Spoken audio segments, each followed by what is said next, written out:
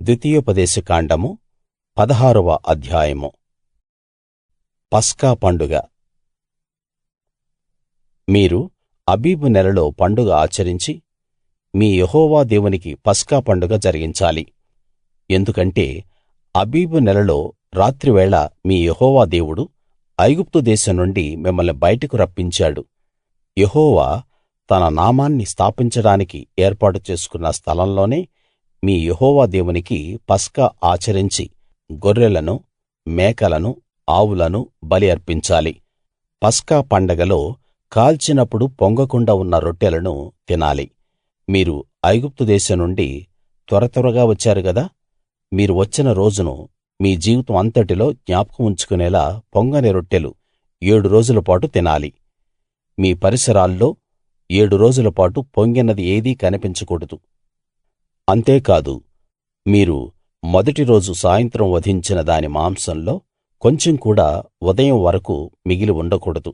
మీ దేవుడు యెహోవా మీకిస్తున్న పట్టణాల్లో ఏదో ఒక దానిలో పస్కా పశువును వధించకూడదు. మీ దేవుడు యెహోవా తన నామాన్ని స్థాపించడానికి ఏర్పాటు చేసుకునే స్థలంలోనే మీరు ఐగుప్తులో నుండి బయలుదేరి వచ్చిన సమయంలో, అంటే సూర్యుడు అస్తమించే సాయంత్రం వేళలో పస్కా పశువును వధించాలి. అదే స్థలంలో దాన్ని కాల్చి తిని ఉదయాన్నే తిరిగి మీ గుడారాలకు వెళ్ళాలి.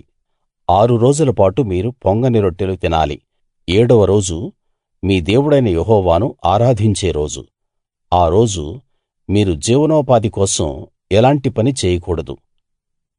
వారాల పండగ. మీరు 7 వారాలు లెక్కబెట్టండి. పంట చేను మీద కొడవలి వేసింది మొదలు 7 వారాలు లెక్కబెట్టండి. మీ యెహోవా దేవునికి వారాల పండగ ఆచరించడానికి మీ చేతనైనంత స్వేచ్ఛార్పణను సిద్ధపరచాలి. మీ దేవుడు మిమ్మల్ని ఆశీర్వదించిన కొద్దీ దాన్ని ఇవ్వాలి.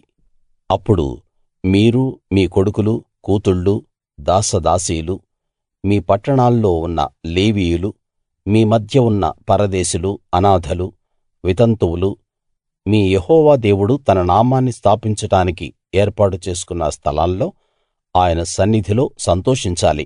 మీరు ఐగుప్తులో బానిసలుగా ఉన్న సంగతి జ్ఞాపకం చేసుకుని ఈ కట్టడలను పాటించి అమలు జరపాలి. పర్ణశాలల పండగ.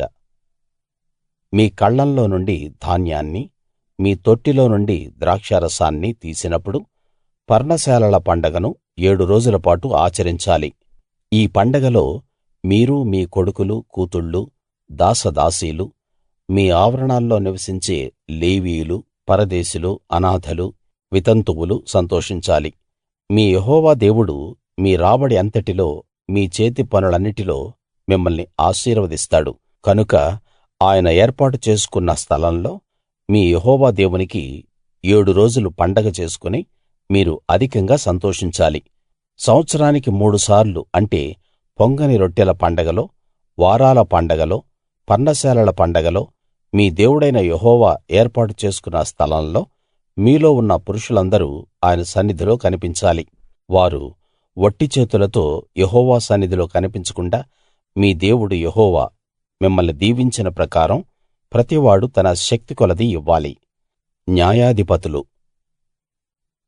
మీ యెహోవా దేవుడు మీకు ఇస్తున్న మీ పట్టణాలన్నిటిలో మీ గోత్రాలకు న్యాయాధిపతులను, నాయకులను నియమించుకోవాలి. వారు న్యాయంగా ప్రజలకు తీర్పు తీర్చాలి. మీరు న్యాయం తప్పి తీర్పు తీర్చకూడదు. పక్షపాతం చూపకూడదు. లంచం పుచ్చుకోకూడదు. ఎందుకంటే లంచం జ్ఞానులను గుడ్డివారుగా చేసి నీతిమంతుల మాటలను వక్రీకరిస్తుంది. ఇతర దేవతలను ఆరాధించటం. మీ యెహోవా దేవుడు మీకిస్తున్న దేశాన్ని స్వాధీనం చేసుకుని జీవించగలిగేలా మీరు కేవలం న్యాయాన్నే జరిగించాలి. యెహోవా దేవునికి మీరు కట్టే బలిపీఠం దగ్గరగా ఏ విధమైన చెట్టును నాటకూడదు.